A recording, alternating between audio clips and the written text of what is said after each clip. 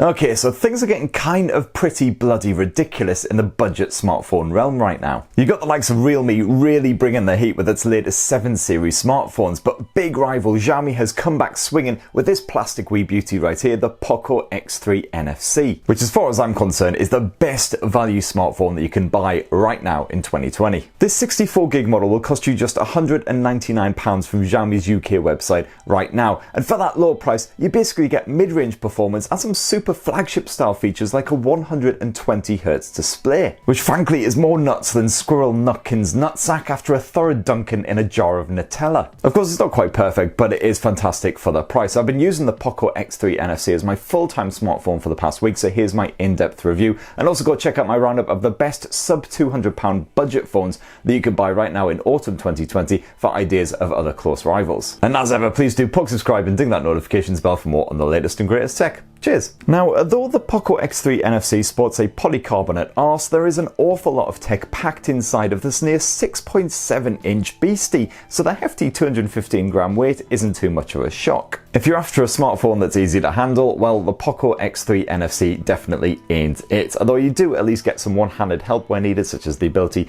to pull down that notifications bar nice and easy. And the actual look of this Poco blower is likely to put some people off too, most notably that bloody huge bit of branding, which is about as subtle as a kick in the coconuts. Personally, I didn't really care too much because honestly, as soon as you pick up the Poco X3 NFC, your hand basically covers that logo anyway. But of course I can understand perfectly well why someone would be put off by that absolutely frickin' enormous tag. Branding aside, this shadow grey model looks rather smart, and you can also grab the Poco X3 NFC in cobalt blue here in Blighty if you'd like something a bit lighter. You do also get a simple condom case bundled with the Poco X3 NFC as well, but I kept this off the phone the entire time I used it just to see how tough that plastic chassis really was. And the good news is it's still in pretty bloody good nick. There are a couple of tiny little scratches down towards the bottom of the back end there, but you have to squint really hard in order to see them. And around front you've got a pre-installed screen protector as well, which is always great to see. Now on the software front, what you get here is a surprisingly tasty cocktail of Android 10 and Xiaomi's own MiUI 12 with a dash of Poco Launcher action. Now in the past I've most definitely not been a huge fan of MiUI. I found it rather clunky and a little bit restrictive in certain areas. But with MiUI 12, Xiaomi is putting things right, big style. It's like MiUI used to be a tomato and lettuce sandwich, and you're like staring at this thing like, what, you actually expect me to put this thing in my face and enjoy it? But then Xiaomi suddenly comes along and shoves a massive wodge of bacon in there. That's the MiUI 12 updates for anyone who's not paying attention. And suddenly you're like, oh shit, this shit sandwich has suddenly turned really frickin' awesome. But anyway, if you want a closer look at MiUI 12 and why I like it so much, I did you a full tips and tricks and best features guide, so definitely go check that out. I'll try and remember to bung a link here. And of course, as this is a Poco phone, then you've also got the Poco Launcher tweaks on top. So the X3 NFC feels more like it's running a more stock version of Android, albeit with some added customization here and there. I gotta say, it's an enjoyable overall experience and one that's surprisingly bug-free as well. I didn't stumble across any serious issues the entire week I was using this thing. Certainly no app crashing, anything like that, not even any piddly little bugs that was sort of mildly irritating. Oh, and the edge-mounted fingerprint sensor works a treat, and it's backed up ably by some wonderful face recognition too. Oh, and while we're on the subject of MiUI, let's just quickly address the turd in the box, which is that some YouTubers have been complaining about the number of ads on this thing, apparently, because I've had quite a few comments saying, oh, but aren't there just ads popping up like every 5 seconds on MiUI? Yes, there are ads. I'd rather they weren't there because it does feel like it cheapens the OS somewhat, but I've literally only seen them a couple of times when installing apps from Google Play or when using Xiaomi's own apps, and even then they're few and far between. And you know who else slaps adverts right into their own apps on their slightly more expensive smartphones? That would be Samsung. And you've also got the option of disabling personalized ad tracking when you set up the X3 NFC, like with all Xiaomi phones, so there's not really a concern on the privacy front either. Now another feature that you'll find rather unsurprisingly on the Poco X3 NFC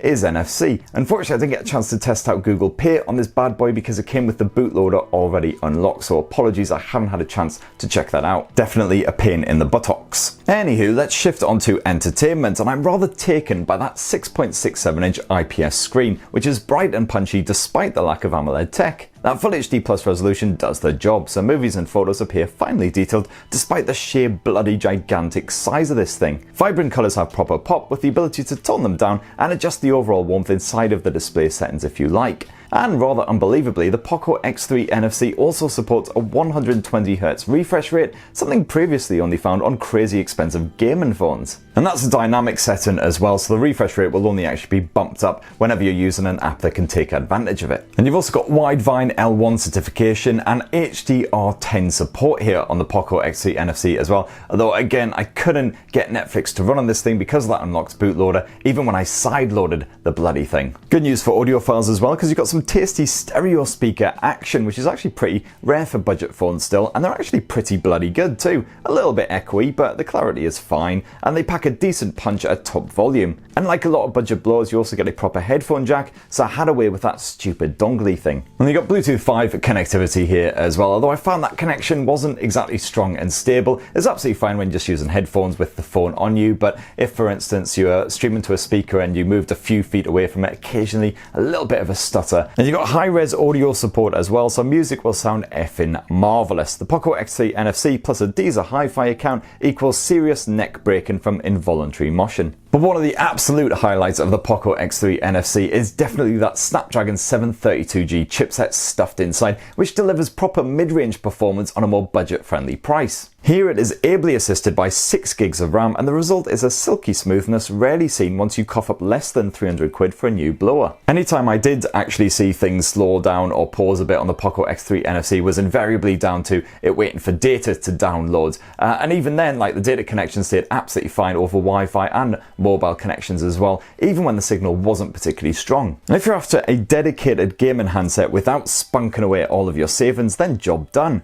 The Poco X3 NFC can handle the likes of Call of Duty Mobile on those top detail settings without even breaking a sweat. And even if your working from home schedule involves a 2-hour lunch break for some merry online murdering, this handset does not overheat thanks to the heat pipe and other cooling measures as well, not to mention the general energy efficiency of that 732G. Gamers are also well served by the Game Turbo mode, which I covered in that MiUI 12 tips and tricks guide, plus the 240Hz touch response rate, which means that your pokes and prods garner an instant response, critical for any reaction-based titles. And then of course there is that super fluid 120Hz refresh support, which these days is supported by a fair few decent games. Of course there's no built-in 5G modem as you get with the likes of the 765G, but then at 200 quid that really would be an ask too far. And battery life is yet another highlight of Xiaomi's blower as well, thanks to the mighty 5160 mAh battery stuffed inside, although it isn't quite as strong as the battery life on some rivals like the Oppo A72 for instance. You won't get 2 full days of fairly intense use from a full charge. But even on a crazy hectic day filled with Zoom chats, sat-nav action, media streaming and liberal use of that camera, I still found I had at least 25 to 30% charge when I face planted my bed, which to be fair is a better result than I get from most flagship phones like the likes of the Galaxy Note 20 Ultra for instance. And you also get 33-watt fast charging on this thing as well, so you can basically plug it in the morning while you're floundering around sorting your shit out, just give it a bit of a top up instead of having to leave it plugged in all night long. And last up, you've also got an impressively dependable 64 megapixel main camera slapped on the back using Sony's IMX682 sensor. Now this shoots photos at 16 megapixels by default, with 4-in-1 pixel bin and used just to brighten up shots when needed. All the same, you can shoot at that maximum 64 meg resolution if you like,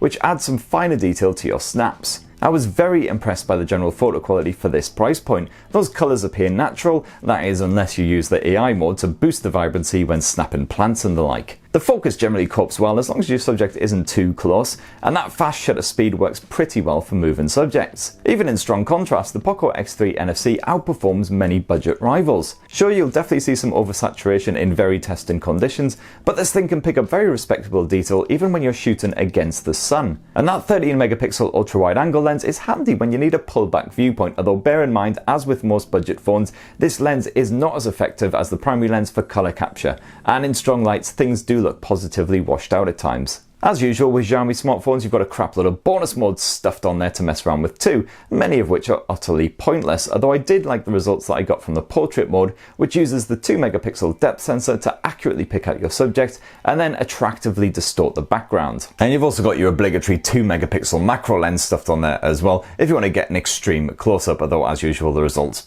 are a bit cack. Xiaomi has also added a night mode for when things get seriously dark, although this is rather limited in its effectiveness. You will get get a slight brightness boost, and that's about it. For your home movie requirements, you can shoot 4K resolution video at 30 frames per second, and again those results are solid for a £200 smartphone. The Ultra HD mode produces sharp, finely detailed footage and can cope with challenging conditions without much picture degradation. Audio is clearly captured as well, and I was also surprised at how good that stabilization is when you're moving and shooting, even at that top 4K level. And you can also choose that ultra wide angle lens for shooting video as well, but you need to select that before you start shooting because you can't change in the middle of the video. And last up, you got that 20 megapixel selfie camera, which will make you look nice enough for your Insta shots, while the portrait mode does a blinder despite no help from an additional depth sensor. Lovely stuff. So usually when I review a Xiaomi smartphone, it's a fairly standard conclusion and verdict. To be honest, I'm usually impressed by the hardware that's on offer, especially for the sort of price point, but I usually recommend installing your own custom launcher because MiUI is a bit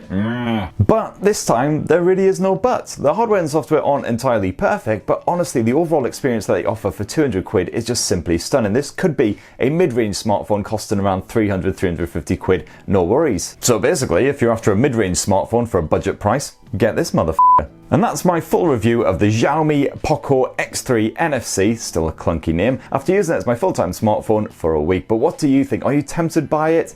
Please don't say you're still scared by the ads, because seriously, the ads are not a problem at all. But it'd be great to hear your thoughts down below, and please do subscribe and ding that notifications bell for more on the latest and greatest tech. Cheers everyone, love you!